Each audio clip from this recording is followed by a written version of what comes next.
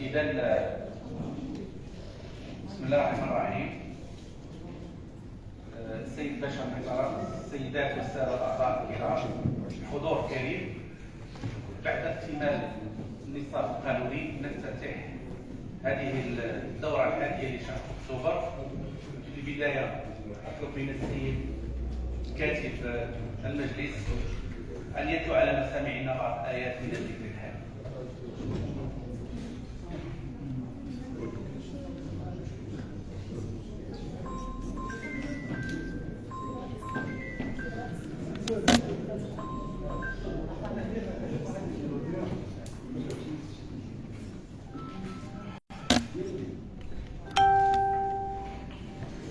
أعوذ بالله من الشيطان الرجيم.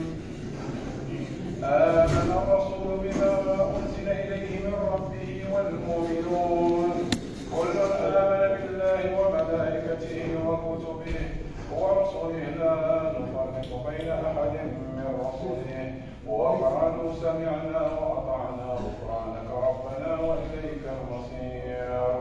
لا يكلف الله نفسا إلا وسعها لها ما كسبت وعليها ما اكتسبت ربنا لا تؤاخذنا إن نسينا وأخطأنا ربنا ولا تحمل علينا إصرا كما حملته على الذين من قبلنا ربنا ولا تحملنا ما لا طاقة لنا به واغفر لنا واعف عنا واغفر لنا وارحمنا أنت مولانا من الكافرين.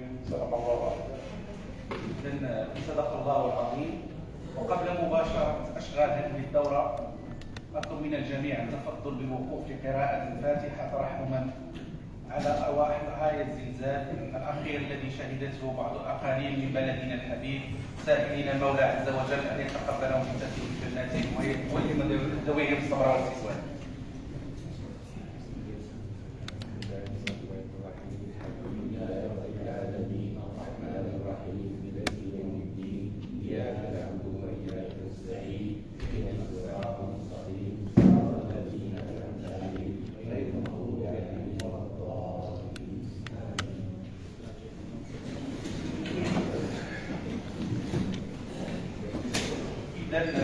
نجتمع اليوم في إطار دورة عادية، دورة من أكتوبر لمناقشة نقاط مدرجة جدول الأعمال التالي في جلستين. الجلسة الأولى تتضمن 5 نقاط، الجلسة الثانية أو 7 نقاط، الجلسة الثانية فيها نقطة فريدة وهي مناقشة والتصويت على المشروعية والتي ستكون يوم 12/10/2023. وعملا بمضمون المادة 32 من النظام الداخلي للمجلس، يشرفنا أن أقدم إليكم تقريرا إخباريا حول الأعمال التي قمنا بها في الفترة الأخيرة. في تاريخ 5/7 اجتماع حول القانون الجديد للصفقات العمومية بمقر الوكالة الجهوية للفلاحة بالرابط.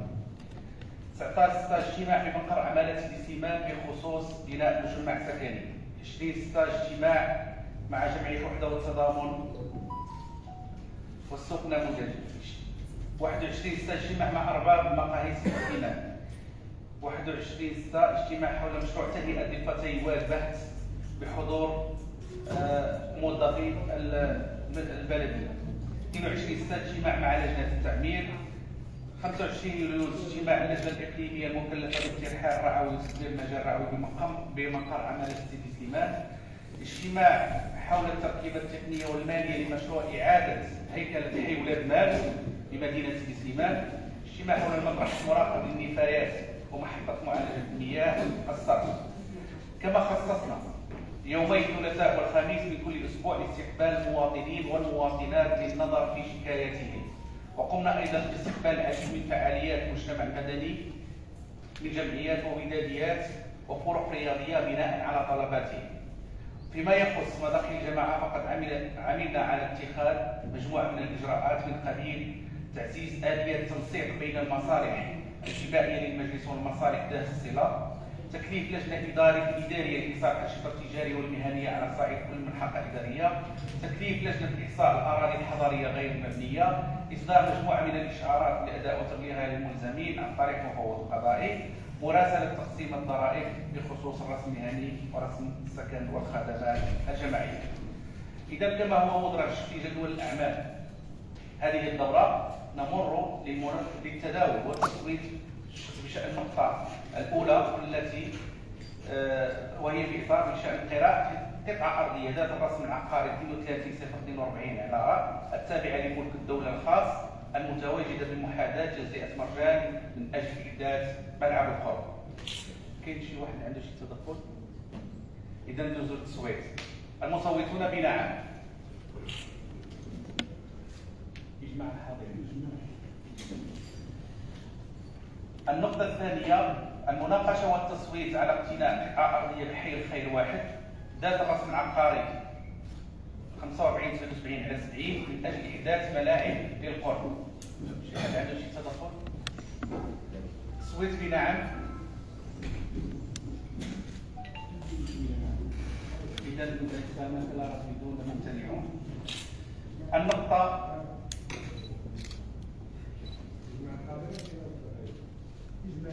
إجماع اللي كاين الشيخ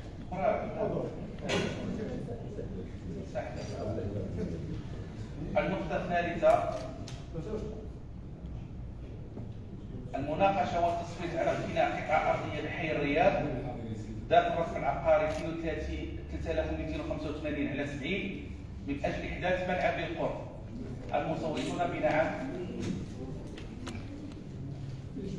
إجماع الحضور.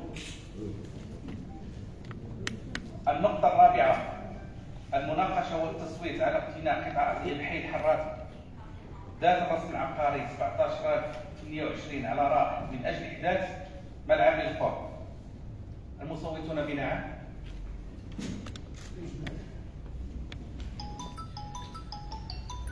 النقطة الخامسة الدراسة والتصويت على تحويل اعتمادات من ميزانية التجهيز برسم سنة 2023 والتي ورئيسة اللجنة سوف تتلو علينا تقرير حول هذه النقطة.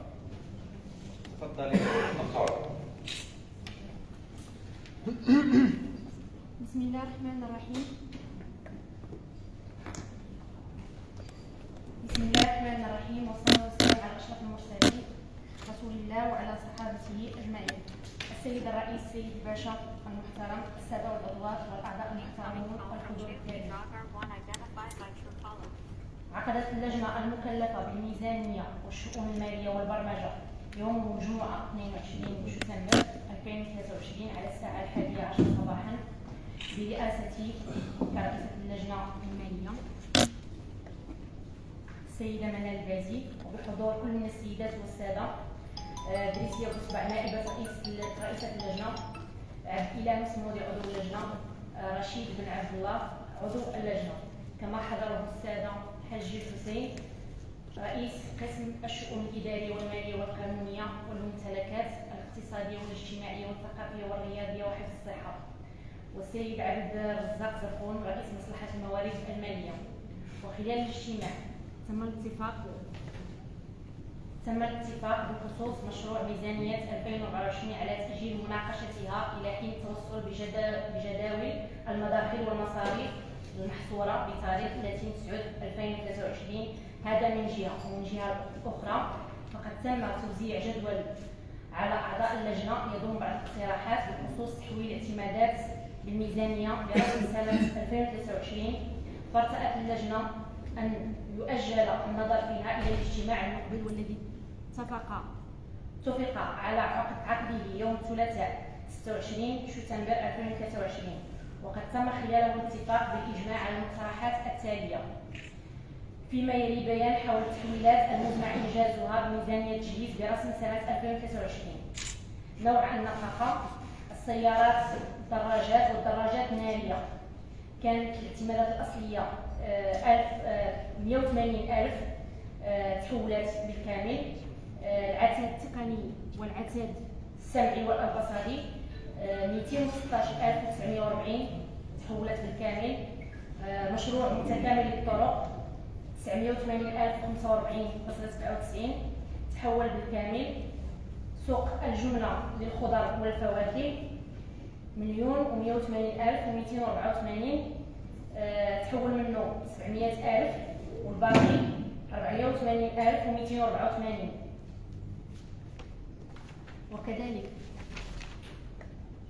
وكذلك وضع الأعمدة والأسلاك 268,600 تحول بالكامل. الجسور 12,024.51 هو أيضا تحول بالكامل. البنايات 127,906 تحولت أيضا بالكامل. المجموع الاعتمادات المحولة 2,965,800.48. هذا المجموع تحول قسم على 3 أجزاء. لشراء السيارات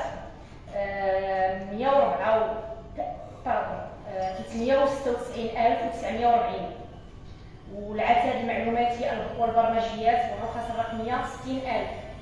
واللي بقى حولناه للمسبح الأولمبي المونطون اللي كان 2,28,576,840 والسلام.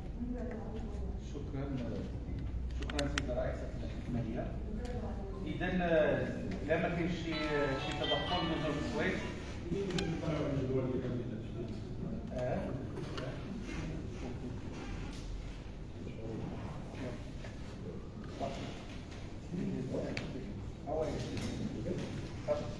إذا نمر للسويد.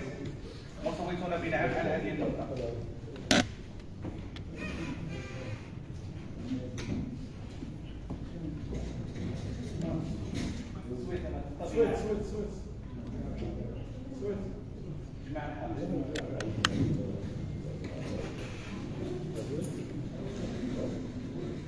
إذا نمر للنقطة السادسة، وهي تخص المناقشة والتصويت على إغلاق الحساب الخصوصي الخاص بتهيئة تجزئة سوق التقديم تجزئة الليمون بين قوسين مع ترحيل اعتماداته إلى ميزانية التجهيز بالعنوان برامج مندمجة بين قوسين تهيئة الطرق. شكون اللي عنده تدخل في هذه النقطة هذه؟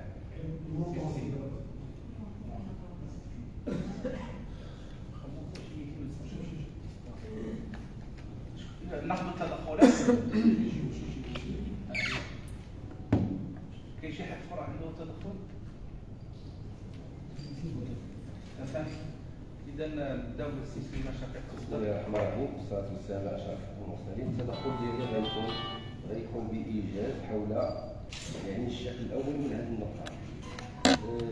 بخصوص اغلاق هذا الحساب الخصوصي، بالنسبه للتحويل المبلغ اللي كاين في هذا الكونت هذا غنحولوه، ولكن بالنسبه للاغلاق ديال الحساب الخصوصي بالنسبه لتجزئه الليمونه مازال عندنا عقارات في المدينه.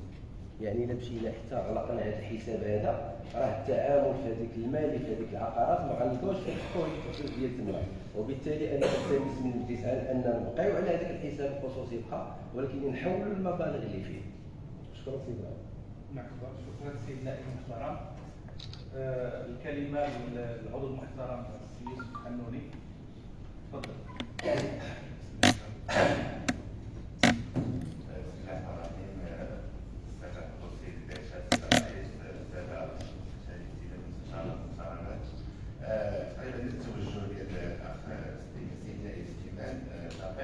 هو ان الحساب الخصوصي للليمونه مازال ما تصفاش بشكل نهائي، بالتالي الاغلاق واحد المشكل.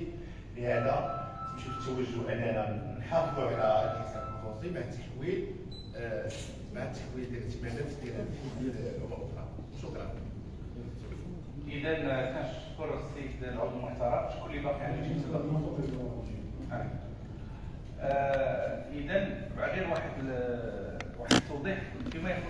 هذه مع التجارب مع السيد ديال الميزانيه او ديال المحاسبه الصحيه كان ما يمكن ليناش نرحلوا حتى نغلقوا، ولكن حنا دابا ما عندناش كما قلت انا كنتفق ان ما نقولش شي حاجه. اذا حنا في المقرر نكتبوا المحافظه على الحساب مع تحويل الاعتمادات اللي فيه. اذا هذا هو المقرر، اذا نحافظوا على الحساب ما نغلقوش مع تحويل الاعتمادات. اذا تقبلات بطريقه قانونيه كانت هذه الطريقه قانونيه راه غنمشيو فيها، ما كانش ما تقبلاش اذا راه هذه النقطه هذه حتى نعالجوها من بعد. اذا شكون المصوت على هذا المقرر بناء؟ صوت جماعة. النقطة السابعة المناقشة والتصويت على مشروع اتفاقية شراكة بين مجلس جماعة الاستثمار وجمعية اليسر للأطفال ذوي الاحتياجات الخاصة. بين قوسين لتوضيح هذه الاتفاقية كانت بالمجلس